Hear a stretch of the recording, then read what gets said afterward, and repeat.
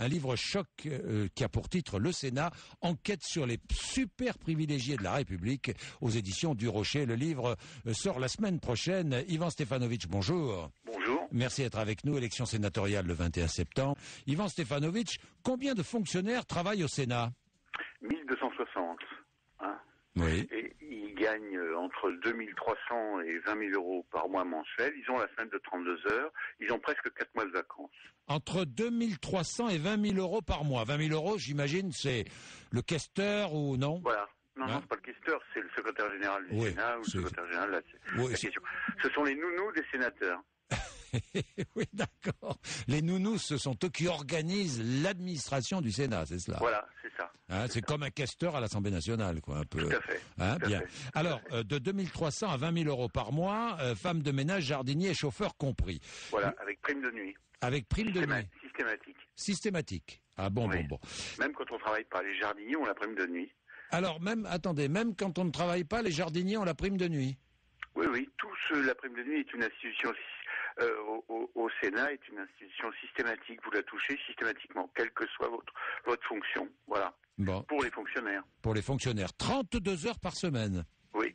On n'en est pas à 35 heures, là. Hein. 32 heures. C'est dépassé. C'est-à-dire que travailler plus pour gagner plus, ça ne vaut pas pour le Sénat, quoi. Ah non, ça, les slogans sur lesquels a été élu M. Sarkozy, c'est-à-dire les valeurs de travail et de justice sociale pour les retraites, ça c'est inconnu au Sénat. Oui, près de 4 mois de vacances pour tous. Oui, c'est ça. Les sénateurs gagnent, vous révélez tout ça dans votre livre, hein, 11 540 euros net par mois. Oui, d'indemnité, dont la moitié est fiscalisable, puisque c'est considéré comme des frais. Mais en plus, ils ont des tas de choses. Ils ont ils ont la RATP, la Air France, la SNCF, c'est gratuit. Hein. Oui. Et puis ils ont curieusement une prime de 1 000 euros par mois de prime informatique, ce qui fait qu'à la fin de leur mandat, ils peuvent ouvrir facilement un magasin d'informatique, parce qu'à 1 000 euros par mois pour une prime informatique, c'est... Oui, ils peuvent s'acheter un ordinateur par mois, quoi. À peu près. Ouais. Et puis ils ont des taux pour acheter des logements, des taux très réduits. La différence avec l'Assemblée, c'est qu'à l'Assemblée ils travaillent et les gens connaissent leurs députés, mais la plupart des Français connaissent même pas leurs sénateurs. Oui, parce que vous avez enquêté, seuls 90 sénateurs sur 343 sont assidus. Oui. 120 ne sont là qu'à temps partiel et les autres ne mettent quasiment jamais les pieds au Sénat.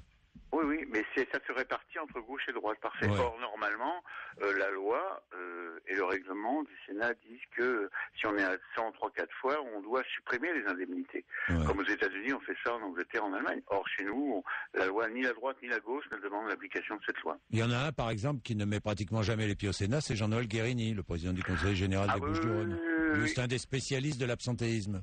Oui, d'ailleurs, Jean-Claude Gaudin dit qui lui est là toutes les semaines, dit que si Jean-Noël Guérini démissionnait du Sénat, on s'en apercevrait pas. Oui, bon.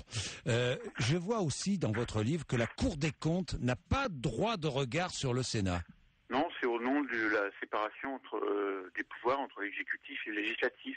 Le président de l'Assemblée nationale a accepté récemment que la Cour des comptes vienne mettre son nez, mais au Sénat il n'en est pas question puisqu'on a 3 questeurs, 2 de droite, 1 de gauche, les grands argentiers du Sénat, et ils distribuent ce que nous, contribuables, nous payons, c'est-à-dire 300 millions d'euros par an pour le Sénat, c'est fait dans l'opacité la plus totale. Ouais. Voilà. Les retraites. C'est légal. Et tout ça est légal. Les retraites, un mandat de 6 ans de sénateur donne droit à une pension de 1869 euros. Hein. C'est monsieur Delanoë qui a été sénateur 6 ans et il a tenu sa promesse quand il est arrivé maire de Paris en 2001. Il a dit il démissionne, mais il oublie de dire qu'à l'âge de 60 ans, c'est-à-dire si je calcule bien en 2012, il aura 1869 euros par mois de retraite. Quand on compare avec le salarié moyen du privé français qui lui a cotisé non pas 6 ans, mais 40 ans, et qui aura 1500 euros par mois. De retraite moyenne, ouais. Et il faut dire que la moitié des sénateurs sont fonctionnaires. Ouais. Donc ils touchent en plus des retraites de fonctionnaires. Des retraites de fonctionnaires. C'est pas mal. Mais je conseille aux auditrices qui nous écoutent d'épouser un sénateur. Aussi parce que c'est le plus fort taux de reversion.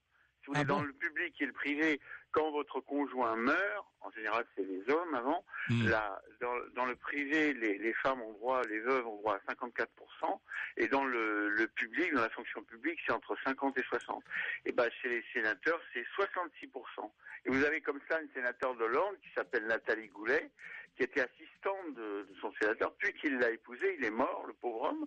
Eh bien, elle touche non seulement 11 540 € par mois, mais elle touche en plus 6 000 € de la retraite de son mari.